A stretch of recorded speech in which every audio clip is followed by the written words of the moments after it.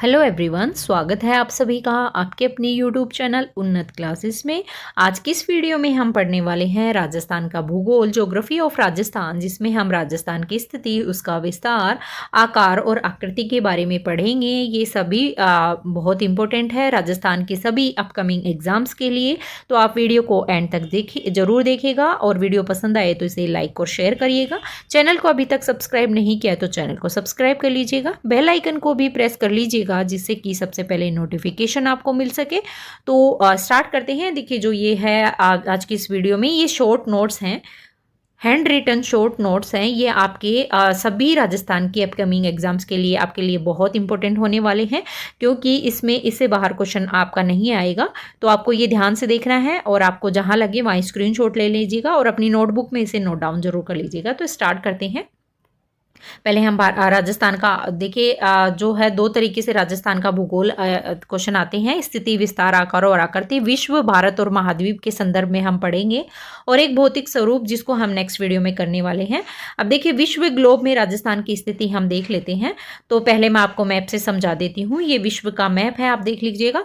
तो विश्व के मैप में हम सबसे पहले क्या देखें, अक्षांश और देशांतर। आप सभी को पता होगा अक्षांश और देशांतर क्या होते हैं। तो देखिए, पृथ्वी जो है उस पर दो तरीके की काल्पनिक रेखाएं होती हैं। पृथ्वी की सतह पर किसी भी स्थान की स्थिति का निर्धारण करने के लिए उस स्थान की क्या चाहिए, लैटिट्यूड और लॉन्गिट्यूड। लैटिट्यूड मतलब अक्षांश रेखाएं और लॉन्गिट्यूड मतलब देशांतर रेखाएं। जैसे कि तो ये जो रेखा है, आप सभी जानते हैं कि पृथ्वी अपने अक्ष पर कितनी झुकी हुई है, 23.5 डिग्री झुकी हुई है। अपने अक्ष पर 23.5 डिग्री झुकी है, और पृथ्वी जो है अपने अक्ष पर जो घूमती है वो पश्चिम से पूर्व की ओर घूमती है, ऐसे घूमती है पृथ्वी। ठीक है। तो इसमें जो ऊपर हमें दो बिंदु प्राप्त होते हैं, एक नॉर्थ पोल और एक साउथ पोल। तो ये दो पोल हमें प्राप्त हो गए, और पृथ्वी की सतह पर पश्चिम से पूर्व की ओर खींची गई काल्पनिक रेखाओं को क्या बोलेंगे, अक्षांश रेखाएं बोलेंगे। जैसे ये पश्चिम है, ये पूर्व है, ये रेखाएं खींची गई इन्हें क्या बोलेंगे, अक्षांश, यानी कि क्या बोलेंगे, लैटिट्यूड बोलेंगे। और ये जो है अपनी सतह से पश्चिम से पूर्व की मिलाती हैं, और नॉर्थ पोल से साउथ पोल की मिलाने वाली रेखाओं को, यानी जो ये लॉन्गिट्यूड है, ये लॉन्गिट्यूड यानी कि नॉर्थ पोल से साउथ पोल को आपस में मिलाती है, ये 0 डिग्री देशांतर रेखा कहलाती है, जिसे कि हम क्या बोलेंगे, ग्रीनविच रेखा। और 0 डिग्री अक्षांश रेखा को क्या बोलेंगे, भूमध्य रेखा। तो देखिए, जो अक्षांश रेखा है वो पृथ्वी को दो भागों में, नॉर्दर्न हेमिस्फीयर और सदर्न हेमिस्फीयर में डिवाइड करेगी। तो ये आपको ध्यान रखना है। अब देखिए, हम पढ़ रहे थे राजस्थान की स्थिति विश्व के संदर्भ में, ग्लोब के संदर्भ में। अब देखिए, ये विश्व का हम उत्तर, दक्षिण और ये पूर्व और ये पश्चिम। ठीक है। अब हम देखते हैं कि राजस्थान की स्थिति कहाँ पर है। आप सभी को इसमें दिखाई दे रहा होगा राजस्थान कहाँ पर दिखाई दे रहा है। तो देखिए, ये भारत हो गया, और भारत के कहाँ पर, ये राजस्थान है। ठीक है। अभी विश्व के संदर्भ में अगर हम देखें तो विश्व के संदर्भ में किस स्थिति में आएगा, तो ये देखिए, अब इस साइड में है भारत की स्थिति, विश्व में राजस्थान की स्थिति भी कहाँ होगी, उत्तर पूर्व में, क्योंकि इस साइड में है। इस साइड में तो राजस्थान कहीं, भारत कहीं दिखाई नहीं दे रहा। तो ये वाली डायरेक्शन उत्तर पूर्व में कहाँ राजस्थान की स्थिति, ग्लोब के संदर्भ में राजस्थान की स्थिति। ठीक है। ये हो गया। आपको ये डायरेक्शन ध्यान में रखनी है, अभी नोट्स में मैंने लिख रखी है, उसका स्क्रीनशॉट आप ले लीजिएगा, जिससे आपको कंफ्यूजन नहीं होगा, और नोटबुक में नोट डाउन कर लीजिएगा। अभी देखिए, हम पढ़ते हैं एशिया के संदर्भ में राजस्थान की स्थिति। तो एशिया में देखें तो ये उत्तर, ये दक्षिण, ये पूर्व और ये पश्चिम। ठीक है। अब राजस्थान, भारत की स्थिति कहाँ ये है, तो किस स्थिति में होगी एशिया के संदर्भ में। तो एशिया के संदर्भ में देखें तो राजस्थान की स्थिति होगी इस दक्षिण और किस में, दक्षिण पश्चिम में, ये पश्चिम और ये दक्षिण। ठीक है। तो एशिया के संदर्भ में देखें तो दक्षिण पश्चिम में राजस्थान की स्थिति होगी, इस साइड में। अभी हम देखें भारत के संदर्भ में, तो भारत के संदर्भ में मैं आपको मैप से दिखा देती हूँ।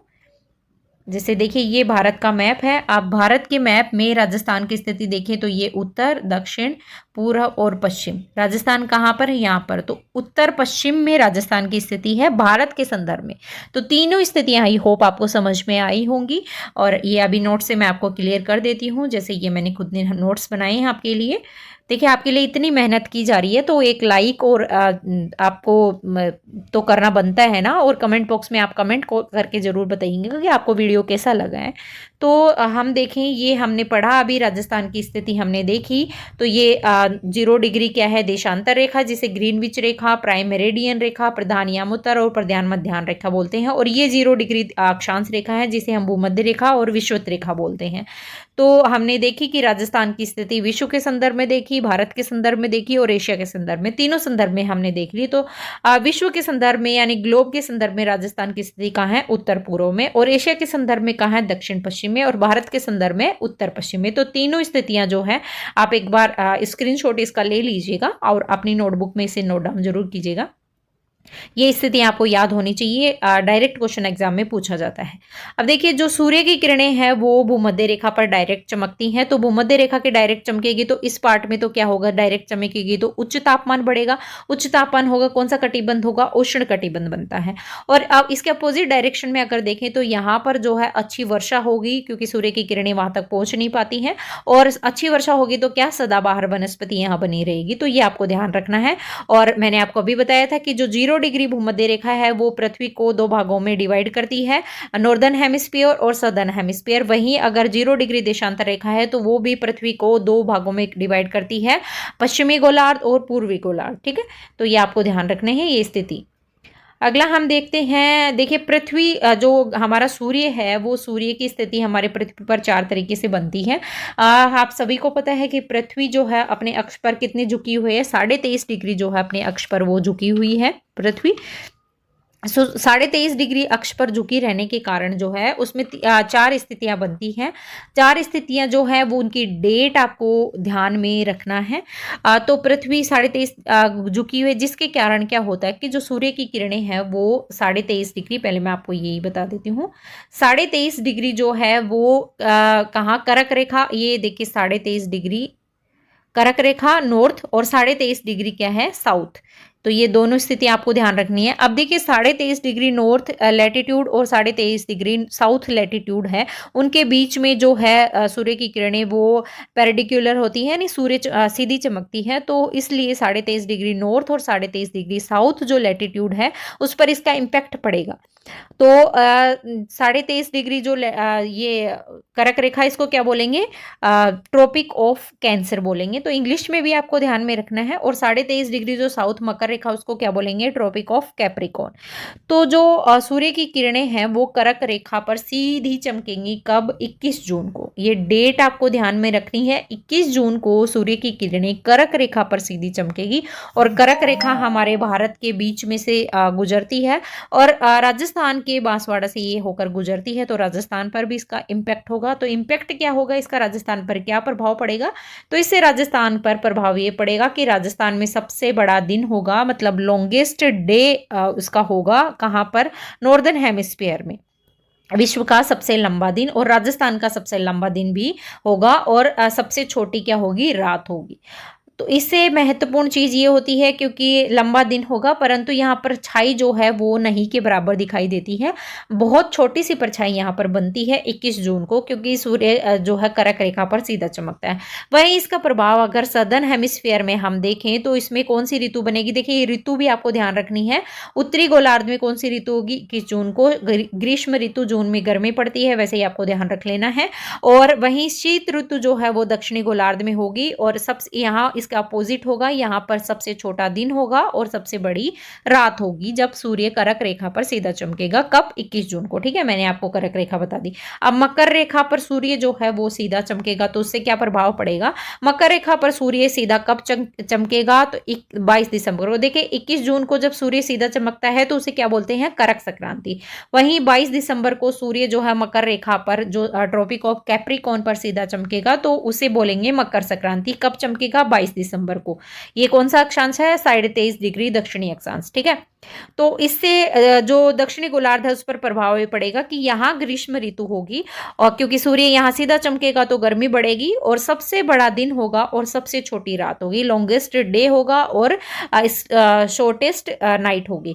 वहीं उत्तरी गोलार्ध में इसका क्या प्रभाव पड़ेगा, क्योंकि मकर रेखा राजस्थान से कोई लेना देना नहीं है, तो सबसे छोटा दिन होगा यहाँ और सबसे बड़ी रात होगी जब सूर्य मकर रेखा पर ट्रॉपिक ऑफ कैप्रिकॉर्न 22 दिसंबर सीधा चमकेगा, मकर संक्रांति होगी, तब उत्तरी गोलार्ध में सबसे छोटा दिन और सबसे बड़ी रात होगी। दो स्थिति मैंने आपको बता दी। अब तीसरी स्थिति जब बनती है, जब सूर्य है वो उत्तरी ध्रुव पर सीधा नॉर्थ पोल पर सीधा चमकेगा, तो भूमध्य रेखा से कहा नॉर्थ पोल पर चला जाएगा तो सीधा चमकेगा, तो उसे क्या बोलेंगे, बसंत विषुव। तो ये चीज आपको ध्यान रखनी है, करक संक्रांति, मकर संक्रांति, बसंत विषुव। ठीक है, तीसरी पोजीशन बनती है बसंत विषुव की, जो कि कब 21 मार्च को बसंत विषुव बनता है। 21 मार्च को जो नॉर्थ पोल पर सूर्य है वो डायरेक्ट चमकेगा और इसका प्रभाव जो क्या पड़ेगा कि पूरे विश्व में दिन और रात की अवधि क्या होगी, बराबर होगी। तो ये इंपॉर्टेंट है, आपको ध्यान रखना है। कब, 21 मार्च को। यही स्थिति साउथ पोल पर जब होगी तो क्या होगा, तो साउथ पोल पर जब स्थिति ये होगी तो उसे क्या बोलेंगे, शरद विषुव बोलेंगे, जब सूर्य साउथ पोल पर सीधा चमकेगा। और ये स्थिति कब बनेगी, 23 सितंबर को। यहां पर भी क्या होगा, दिन रात की अवधि बराबर होगी। तो दो स्थितियों में दिन रात की अवधि बराबर होगी, एक जब सूर्य नॉर्थ पोल पर सीधा चमकेगा और कब, नॉर्थ पोल पर सीधा 21 मार्च को, और एक जो सूर्य साउथ पोल पर सीधा चमकेगा 23 सितंबर को। तब दोनों गोलार्धों में, विश्व में दिन रात की अवधि बराबर होगी। तो 4 डेट आपको ध्यान रखनी है। 21 जून को करक संक्रांति, करक रेखा पर सीधा चमकेगा, राजस्थान का सबसे बड़ा दिन होगा और सबसे छोटी रात हो गई। वहीं इसके अपोजिट अगर साउथ पोल में देखें तो सबसे छोटा दिन होगा और सबसे बड़ी रात हो गई। और दूसरी स्थिति मैंने बताई आपको, करक रेखा पर जब सूर्य सीधा चमकेगा 22 दिसंबर को, तो इससे क्या होगा, उत्तरी गोलार्ध में तो सबसे छोटा दिन हो जाएगा और सबसे बड़ी रात हो जाएगी। और मकर रेखा पर सबसे बड़ा दिन होगा और सबसे छोटी रात होगी। तो आप इसको ऐसे याद रख सकते हैं कि जहां सूर्य सीधा चमक रहा है वहां सबसे बड़ा दिन होगा। ठीक है, लेकिन आपको डेट याद होनी चाहिए, 21 मार्च, 23 सितंबर, 22 दिसंबर और 21 जून। चारों स्थितियां आपको याद होनी चाहिए। 21 मार्च को सूर्य जो है वो नॉर्थ पोल पर सीधा चमकेगा, जिसे क्या बोला मैंने बताया आपको, बसंत विषुव कहा था। और ये स्थिति से क्या होगा, पूरे विश्व में दिन रात की अवधि बराबर होगी। वहीं ये स्थिति जब साउथ पोल पर सीधा चमकेगा 23 सितंबर को, तब क्या होगा, शरद विषुव बनेगा और यहाँ पे भी दिन रात की अवधि क्या होगी, बराबर होगी। और ये कब, साउथ पोल पर चमकेगा तब। अब देखिए, ये मैंने आपको चारों स्थितियां बता दी हैं। आप एक बार इसका स्क्रीनशॉट जरूर ले लीजिएगा, ये लीजिए, इसका भी ले लीजिएगा। ठीक है, अब देखिए आगे हम जो राजस्थान का विस्तार है उसको देखते हैं, राजस्थान के विस्तार को। तो राजस्थान का विस्तार अगर हम देखें तो ये हमने विश्व के संदर्भ में और उसके संदर्भ में देखा था। तो देखिए, पृथ्वी की मैंने आपको बताया था कि लॉन्गिट्यूड और लैटिट्यूड क्या होते हैं, मैंने आपको क्लियर कर दिया। आई होप आपको समझ में आ गए होंगे। तो अक्षांश तो क्या होती है, लैटिट्यूड क्या होती है, काल्पनिक रेखाएं होती हैं जो कि उत्तर से दक्षिण की कोणात्मक दूरी को प्रदर्शित करती हैं, क्या, लैटिट्यूड। वहीं लॉन्गिट्यूड जो है वो देशांतर रेखाएं होती हैं जो कि पूर्व से पश्चिम की कोणात्मक दूरी को ये प्रदर्शित करती हैं। तो हमें देखना है कि देशांतरी दृष्टि से और अक्षांशीय दृष्टि से राजस्थान का इसमें कहाँ क्या लोकेशन पड़ती है। तो देखिए, राजस्थान जो है हमने अभी देखा विश्व के संदर्भ में यहाँ पर थी। तो देशांतरीय दृष्टि से अगर राजस्थान की स्थिति देखें तो अब देखिए, देशांतरी दृष्टि से राजस्थान की स्थिति अगर देखें हम, तो देखिए ये राजस्थान यहाँ हमने देखा था। तो देशांतरी दृष्टि से कौन से गोलार्ध में होगा, ये देशांतर हो गया। तो कौन से गोलार्ध में होगा, ये पश्चिम होगा, ये पूर्व। तो कौन से गोलार्ध में, पूर्वी गोलार्ध में। देशांतरी दृष्टि से राजस्थान की स्थिति कौन से गोलार्ध में, पूर्वी गोलार्ध में। वहीं अक्षांशीय दृष्टि से अगर हम देखें तो राजस्थान, जैसे ये देखिए, ये उत्तर हो गया, ये दक्षिण हो गया और ये 0 डिग्री भूमध्य रेखा। तो अक्षांशीय दृष्टि से राजस्थान कौन से गोलार्ध में, उत्तरी गोलार्ध में स्थित है। तो दोनों स्थितियां आपको ध्यान में रखनी है। देशांतरी दृष्टि से पूर्वी गोलार्ध में, आप देखिए ऐसे डायग्राम बनाकर अगर पढ़ेंगे तो आपको अच्छे से समझ में आएगा। अदरवाइज ये इतना समझ में, ज्योग्राफी जो है वो हमेशा डायग्राम से, मैप से ही पढ़ना चाहिए, तभी समझ में आती है। तो ये 0 डिग्री जो इक्वेटर है, ये इसको देखें तो अक्षांशीय दृष्टि से उत्तरी गोलार्ध में और देशांतरी दृष्टि से पूर्वी गोलार्ध में है। तो अक्षांश और देशांतर मैंने आपको बताई अभी कि अक्षांश जो है काल्पनिक रेखा होती है, लैटिट्यूड होती है, इंग्लिश में भी आपको ध्यान रखना है, जो कि उत्तर से दक्षिण की कोणात्मक दूरी को मापती है। और देशांतर है वो पूर्व से पश्चिम की कोणात्मक दूरी को मापती है। अब देखिए, ये जो ग्रिड होता है, ये जाल होता है, जैसे कि ये पृथ्वी है और पृथ्वी पर ये सीधी सीधी लाइन बनी होती है, अक्षांश होती है, और ये जो लाइन होती है ये देशांतर होती है। तो देखिए, अक्षांश जो होती है टोटल कितनी होती है, अक्षांश होती है 90 ऊपर और 90 नीचे। नीचे, तो 90-90 मिलाकर कितने हो गए 180, और एक बीच में कौन सी भूमध्य रेखा होगी, तो टोटल कितनी होगी 181।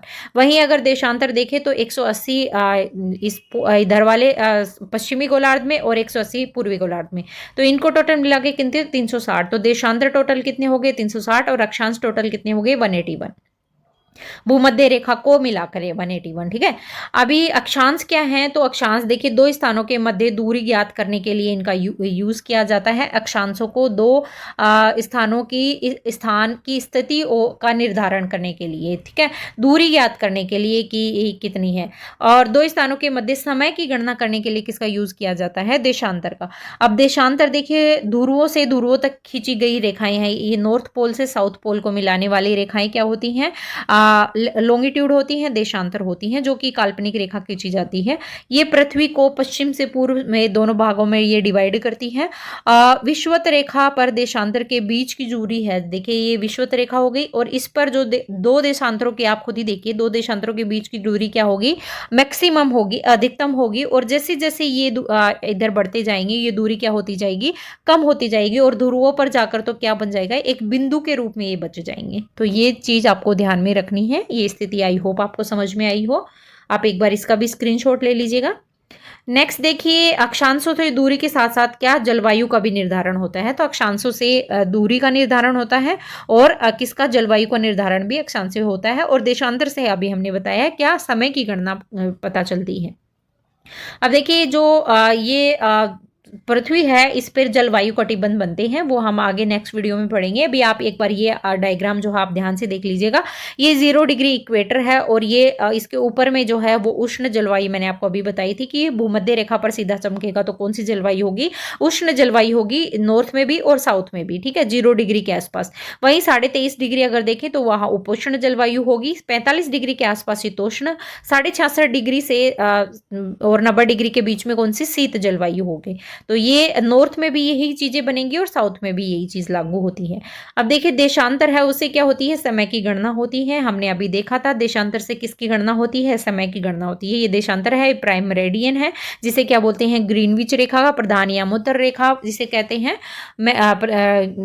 प्राइम मेरिडियन कहते हैं। अब देखिए 180 डिग्री ये पश्चिमी देशांतर 180 इधर है, और 180 इधर, ये 180 डिग्री पूर्वी देशांतर हो गया। अब इनके बीच में, दोनों के बीच में ये आपने पृथ्वी के बीचों बीच खींची गई काल्पनिक रेखा 0 डिग्री देशांतर रेखा, ग्रीनविच रेखा, ये इसका निर्धारण कब हुआ था, 1882 में इसका निर्धारण हुआ था। तो ये आपको ध्यान रखना है, ग्रीनविच रेखा का निर्धारण कब हुआ, 1882 में। और अंतरराष्ट्रीय तिथि रेखा जो कि 180 डिग्री पश्चिमी देशांतर को क्या बोलते हैं, अंतरराष्ट्रीय तिथि रेखा बोलते हैं, जिसका निर्धारण कब हुआ, 1884 में।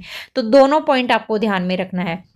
अब देखिए भारत की मानक समय रेखा होती है, जिससे भारत का जो समय है वो हमें पता चलता है, तो उसको वो क्या है, 82.5 डिग्री पूर्वी देशांतर रेखा है, 82.5 डिग्री पूर्वी देशांतर रेखा, जो कि भारत की मानक समय रेखा कहलाती है। अब देखिए ये चीज जो है ये आपको ध्यान रखनी है कि जैसे ये 0 डिग्री देशांतर रेखा है। अब 0 डिग्री देशांतर रेखा के अगर हम पश्चिम में जाएंगे तो समय जो है वो कम होगा, और इसके पूर्व में जाएंगे तो समय बढ़ेगा। हमारा भारत जो है वो ग्रीनविच से कितना आगे है, तो 5.5 घंटे जो है हमारा भारत ग्रीनविच से 5.5 घंटे आगे है। ठीक है, ये ग्रीनविच रेखा है, और हम अगर इधर जाएंगे तो हमारे समय में 5.5 घंटे कम हो जाएंगे, और इधर की साइड जाएंगे तो हमारे 5.5 घंटे बढ़ जाएंगे। तो 5.5 घंटे हमारा जो समय है वो ग्रीनविच से 5.5 घंटे भारत का समय आगे है, ये आपको ध्यान रखना है। अंतरराष्ट्रीय तिथि रेखा का निर्धारण 180 डिग्री देशांतर जो है वो अंतरराष्ट्रीय तिथि रेखा है। कब निर्धारण हुआ, 1884 में। और ग्रीनविच रेखा जो है प्राइम मेरिडियन रेखा जिससे समय की गणना होती है, वो इसका निर्धारण 1882 में हुआ था। और 82.5 डिग्री पूर्वी देशांतर रेखा भारतीय मानक रेखा है। तो ये चीज आपको ध्यान में रखनी है। आई होप आपको वीडियो पसंद आया। अगर आपने अभी तक चैनल को सब्सक्राइब नहीं किया है तो चैनल को सब्सक्राइब कर लीजिएगा, वीडियो को लाइक और शेयर करिए, और अपने फ्रेंड्स के साथ इससे ज़्यादा से ज़्यादा शेयर करिए। और कमेंट बॉक्स में जो है आप कमेंट करके बताइएगा कि आपको ये नोट्स कैसे लग रहे हैं। अगर आपको अच्छे लग रहे हैं तो मैं कंटिन्यू करूँगी, अदरवाइज मैं, देखिए आपको पता है कितनी मेहनत लगती है इनको बनाने में, तो आप कमेंट करके ज़रूर बताइए, क्योंकि राजस्थान में अब लगातार एग्ज़ामों का सिलसिला जारी है। तो आपकी एग्ज़ाम की तैयारी, ये आपकी रिवीजन नोट्स हैं। तो मिलते हैं फिर हम नेक्स्ट वीडियो में। जय हिंद, जय भारत।